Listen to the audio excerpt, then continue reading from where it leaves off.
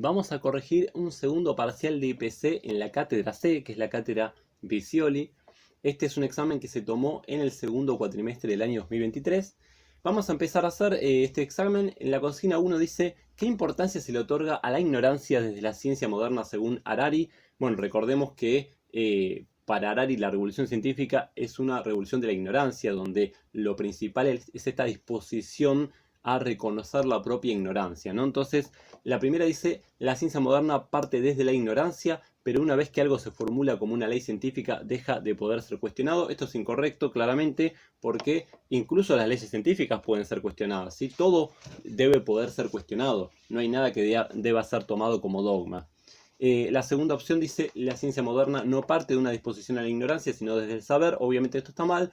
Por descarte, la correcta es la 3, que dice: la ciencia moderna parte de lo que Harari determina como una disposición a admitir la ignorancia, y aún las leyes científicas pueden ser cuestionadas, ¿sí?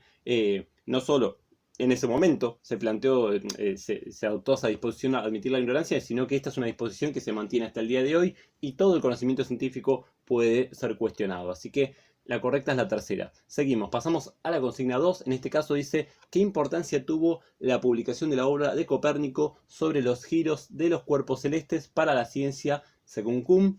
Bueno, bien, veamos. Termina con las nociones de que la Tierra era plana. Esto ya lo podemos descartar. Esta noción de que la Tierra era plana no era una noción que estuviera en la astronomía, ni mucho menos.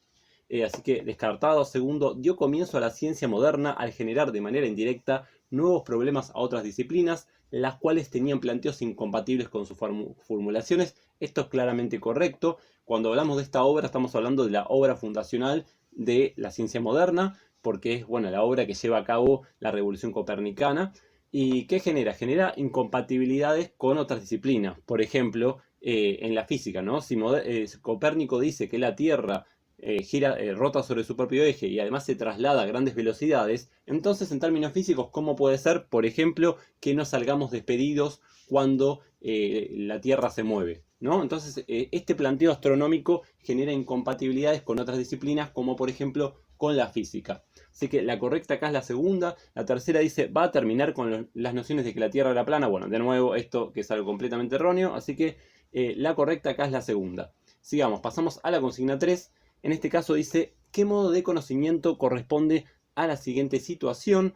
Y dice: una ONG que se dedica a la filantropía realizó una convocatoria a graduados universitarios para que presenten proyectos e ideas para mejorar las tasas de alfabetización, con el requisito de que esos proyectos deben estar formulados de manera interdisciplinaria. Elija la opción correcta. Bien, estamos hablando de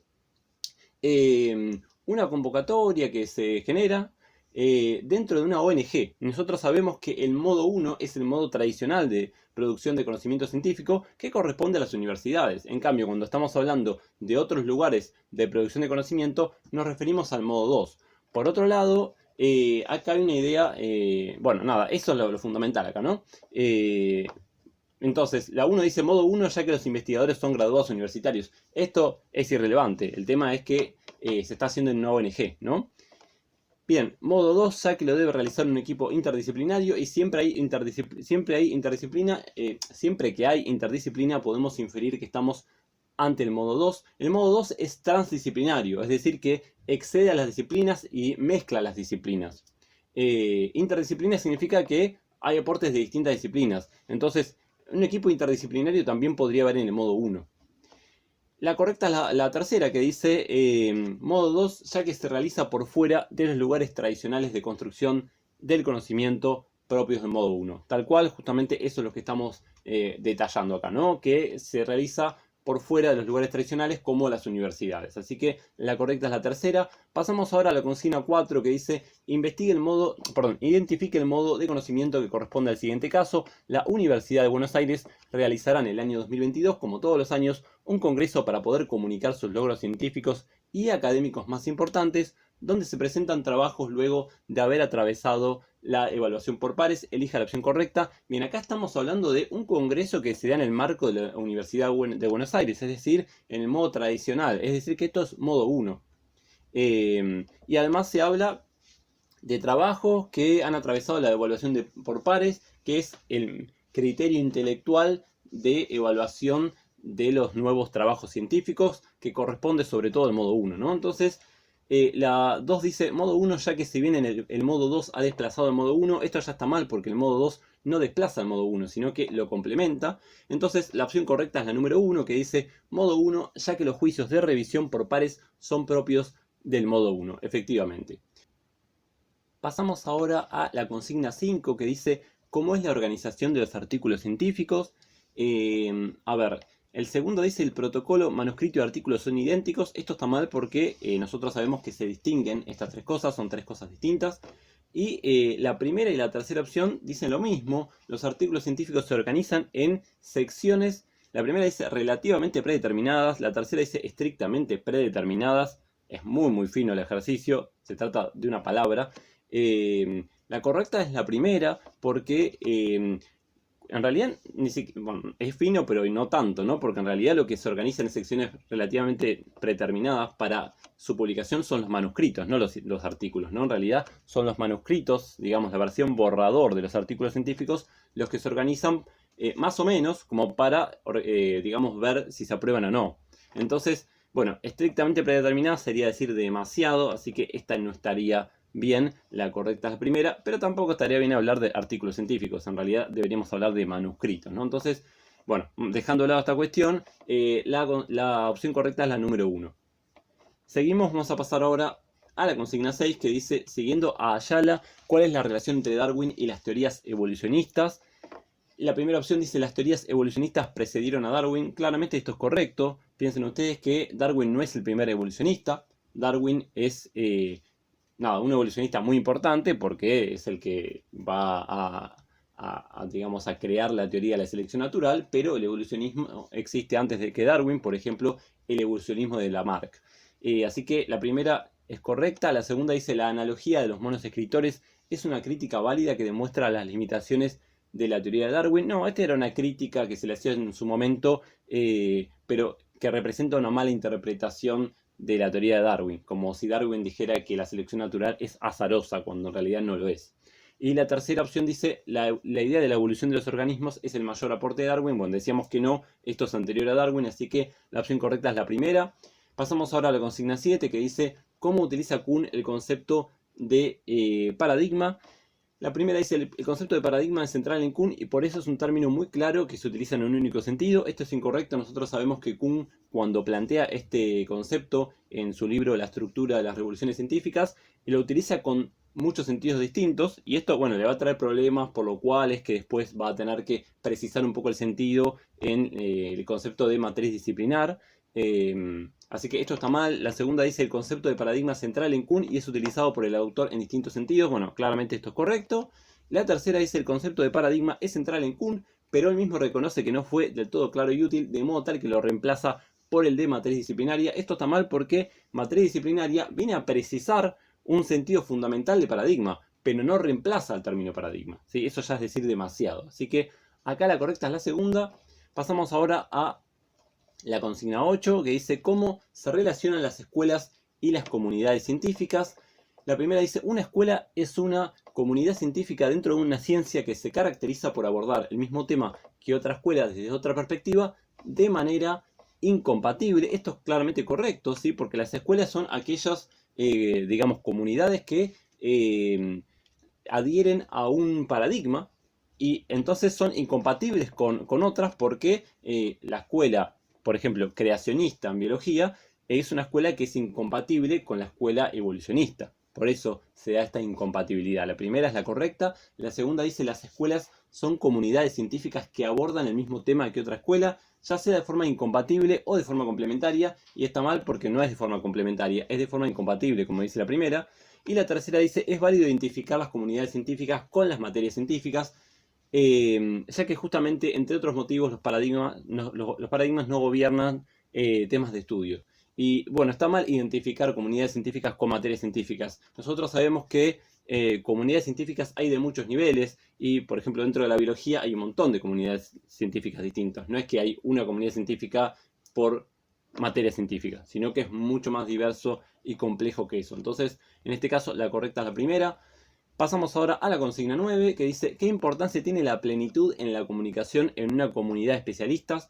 Bueno, lo que justamente, si hay una comunidad es porque sus integrantes tienen plenitud de comunicación, es decir, que se entienden entre ellos, que se entienden perfectamente. Justamente lo que diferencia a distintos paradigmas o distintas comunidades es que no hablan exactamente el mismo lenguaje. Entonces, entre distintos paradigmas no hay plenitud en la comunicación, pero dentro de una misma comunidad sí lo tiene que haber, ¿no? Entonces, la primera opción dice, una comunidad de especialistas se caracteriza por tener lo que Kuhn denomina como plenitud en la comunicación. Claramente es la opción correcta, es lo que estábamos diciendo. La segunda opción dice, una comunidad de especialistas puede tener lo que Kuhn denomina como plenitud en la comunicación, pero no se caracteriza por eso. Esto es incorrecto porque esto es algo esencial, es algo fundamental.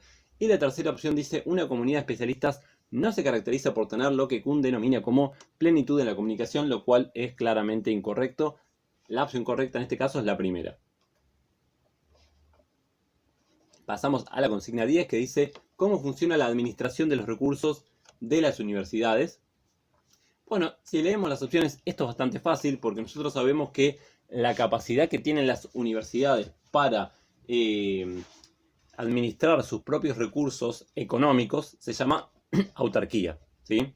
Es decir, sin dudarlo, la correcta es la tercera, que dice la autarquía económico-financiera permite a las universidades administrar su patrimonio y aprobar su presupuesto y dictar normas relativas a la generación de recursos adicionales. Esto sin duda es la correcta. Y las otras dos están mal porque están mezclando la idea de autarquía con la idea de autonomía. Nosotros sabemos que la autonomía universitaria es la capacidad que tienen las universidades de autogobernarse, es decir, de designar a sus propias autoridades, de designar los planes de estudio, ese tipo de cuestiones, ¿no? Entonces, eso se llama autonomía, pero no tiene nada que ver con la administración de recursos o la administración del patrimonio. Eso se llama autarquía. Así que en la consigna 10, la opción correcta es la tercera. Sigamos. Pasamos ahora a la consigna 11 que dice la teoría evolucionista pasó a formar parte del establecimiento de la biología evolutiva. Si ustedes se fijan, nos está diciendo que la teoría evolucionista pasa a formar parte de la biología evolutiva, es decir, que estamos hablando del mismo paradigma. Y hablo de paradigma, es decir, hablo en términos de Kuhn porque veo que acá aparecen opciones de Kuhn, ¿no? Aparecen términos de Kuhn. Ciencia normal, revolución científica. Entonces estamos hablando de una teoría que pasa a formar parte del mismo paradigma, del evolucionismo, ¿no? Entonces, esto claramente es un caso de ciencia normal. No hay una revolución científica porque no hay un cambio de paradigma. Así que la correcta es la segunda. La consigna número 12 dice que la teoría copernicana generó polémicas y rupturas respecto al conocimiento que se tenía en aquel momento acerca de los cuerpos celestes. ¿Qué tipo de ciencia estaría operando en esa época?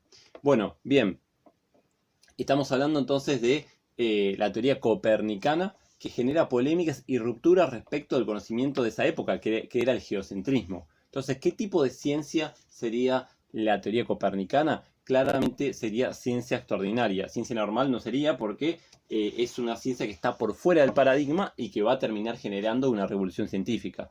Así que la correcta es la primera. La tercera no es porque no existe este término ciencia revolucionaria.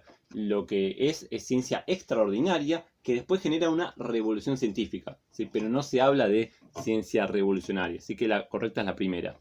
Pasamos ahora a la consigna 13 que dice ¿desde qué perspectiva Lakatos propuso la demarcación científica? Recordemos que Lakatos retoma las ideas de Popper, pero las reformula a partir de un concepto propio. Desde el punto de vista de la falsabilidad, esto lo diría particularmente Popper. Como sistemas teóricos compuestos por conjunciones de hipótesis, definiciones y afirmaciones auxiliares, bueno, no, sí, esto no sé qué bien que sería. Y la tercera dice, desde los programas de investigación científica, claramente la correcta. Este es el concepto fundamental de Lakatos, esta idea de los programas de investigación científica. Así que la correcta es la tercera. Pasamos ahora a la consigna 14, que dice cómo se caracteriza la demarcación científica según Bunge. Bueno, recordemos que el problema de la demarcación es este problema de cómo hacemos para delimitar lo que es ciencia respecto de lo que no es ciencia, ¿sí? Cómo hacemos para decir esto es científico, esto no es científico. Y entonces, ¿cómo se caracteriza? Se construyó en base a valores epistémicos como la precisión o la consistencia, refiere a los datos e información provenientes del análisis de la evidencia, se basa en la caracterización detallada de un campo epistémico. Bien, si ustedes recuerdan lo que se decía en este texto, Bunge lo que hace es detallar qué es un campo epistémico, ¿sí? Nos da características de lo que es un campo epistémico y después nos dice, bueno, un campo epistémico para ser científico tiene que cumplir estas características. En cambio, los campos epistémicos que no son científicas cumplen estas otras características, ¿sí? Entonces, efectivamente, la correcta es la tercera, que dice que cómo hace esto Bunge a partir de una caracterización muy detallada y bastante larga de lo que es un campo epistémico. La correcta es la tercera. Pasamos ahora a la consigna 15, que dice cuáles son los requisitos que debe cumplir la observación científica. Bien, recordemos que a diferencia de la observación normal que uno puede tener cuando sale a la calle, hablamos de observación científica que tiene ciertas características, ¿no? Dice la primera, que sea a propósito de una indagación con un problema formulado previamente.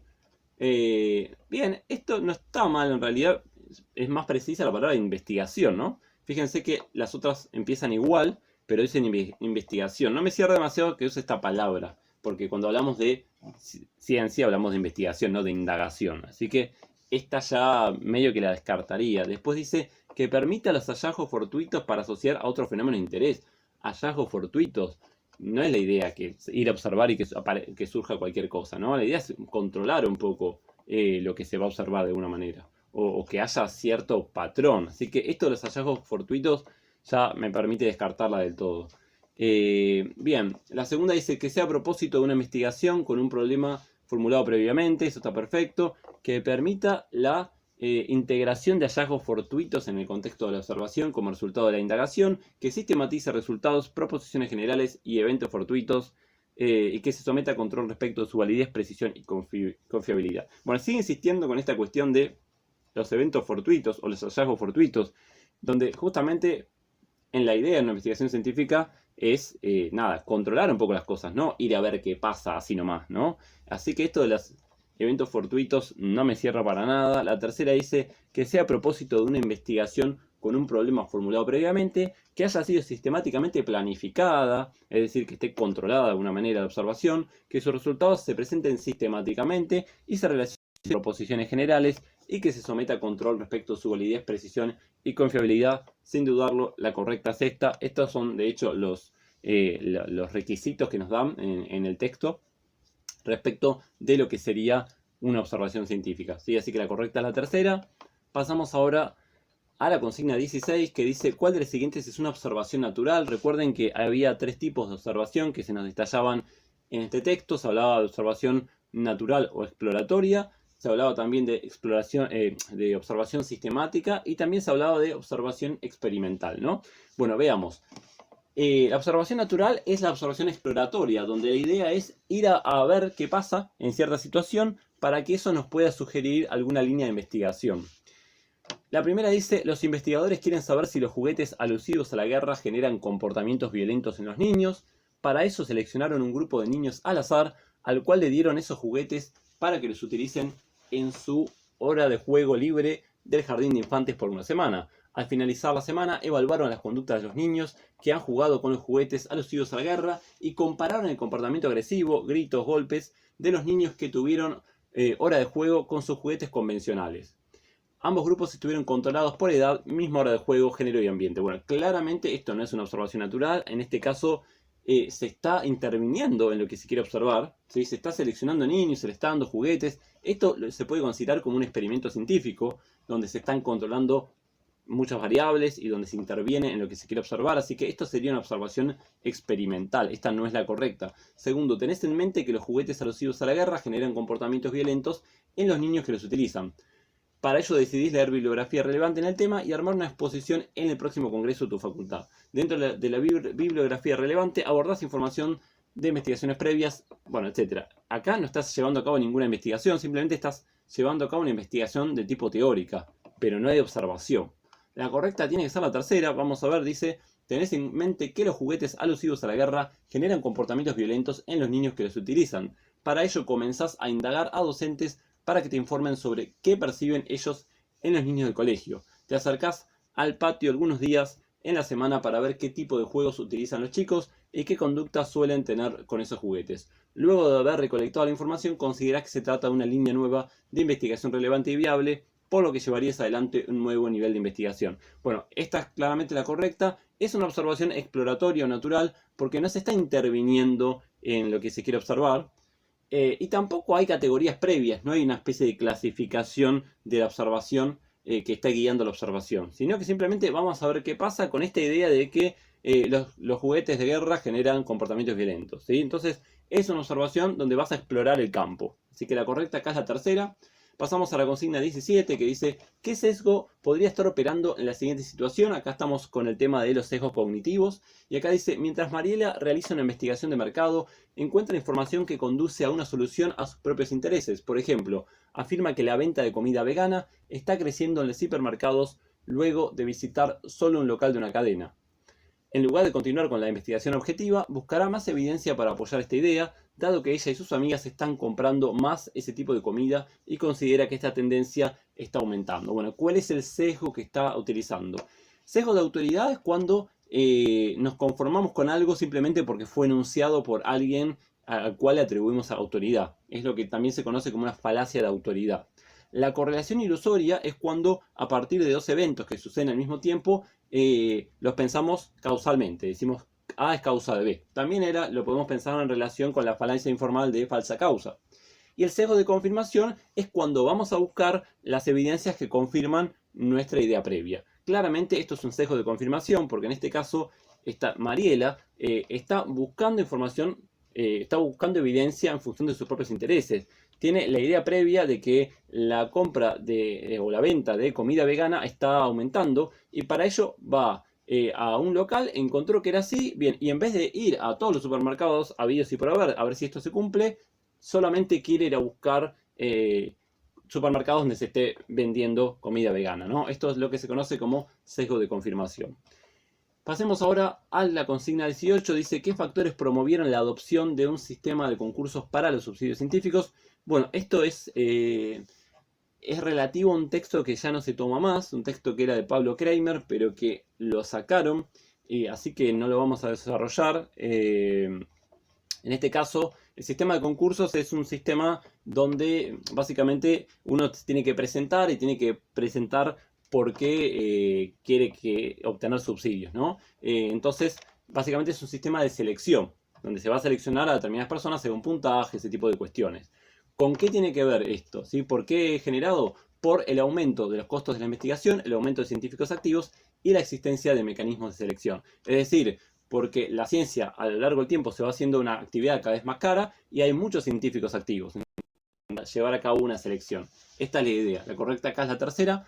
Y en la consigna 19 dice, ¿cuál de los siguientes es un integrante del ethos? Acá se está hablando dentro de lo que es el texto de Bunge, que Bunge menciona cómo Robert Merton caracteriza al ethos científico, digamos, a lo que es el espíritu científico.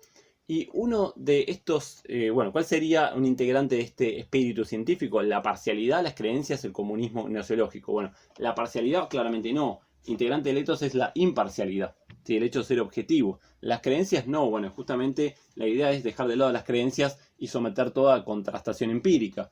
La correcta es el comunismo gnoseológico, donde justamente, ¿por qué comunismo gnoseológico? Porque la idea es que todos los científicos sepan lo mismo, o digamos, haya distribución de conocimiento, no que algunos sepan más o ese tipo de cuestiones, ¿no? No habría una especie de capitalismo gnoseológico, no. La idea es que el conocimiento sea accesible para todos por igual. Esta es lo que se quiere decir con comunismo gnoseológico. La correcta es la tercera. Y pasamos por último a la consigna 20 que dice, ¿cuáles han sido las víctimas más importantes de la posmodernidad en favor de la subjetividad, la metáfora, el dogma y la retórica? Y entonces acá se está hablando de nuevo, desde el planteo de Bunge, Bunge identifica que ciertas banderas o ciertos estandartes de la ciencia han sido atacados por los filósofos posmodernos. Y bueno, la pregunta es ¿cuáles fueron atacados por los filósofos posmodernos? El ethos, la racionalidad y el objetivismo, la verdad, el ethos y el comunismo gnoseológico, la racionalidad, el objetivismo y los chequeos de realidad. Bueno, no es muy fácil el ejercicio porque varias de las cosas están bien, ¿no? La primera dice racionalidad y objetivismo. También están esas dos cosas en la tercera, ¿no? Pero acá dice el ethos, y quizás esto está mal porque la racionalidad y el objetivismo forman parte del ethos, ¿no? Así que esta quizás estaría mal. La segunda dice la verdad, el ethos y el comunismo gnoseológico. De nuevo, el ethos en realidad incluye estas cosas. Así que la primera y la segunda están mal, pero tampoco están del todo mal. La verdad que el ejercicio no está muy bueno. La correcta es la tercera, que dice la racionalidad, el objetivismo y los chequeos de realidad. Sí, y bueno, es la correcta porque la posmodernidad ha, digamos, criticado la idea de que se puede construir un conocimiento objetivo, a la racionalidad como algo neutral, ¿sí? Y a los chequeos de realidad, digamos, argumentando bueno, ¿quién dice qué es la realidad? ¿Cómo hacemos para determinar qué es la realidad? No es tan fácil decir eso, ¿no? Es bastante complejo y el planteo de Bunge es bastante simplista, pero bueno, esta es la idea, ¿no? En la consigna 20, entonces, la opción correcta es la tercera, y de esta manera, entonces, terminamos la resolución de este segundo parcial.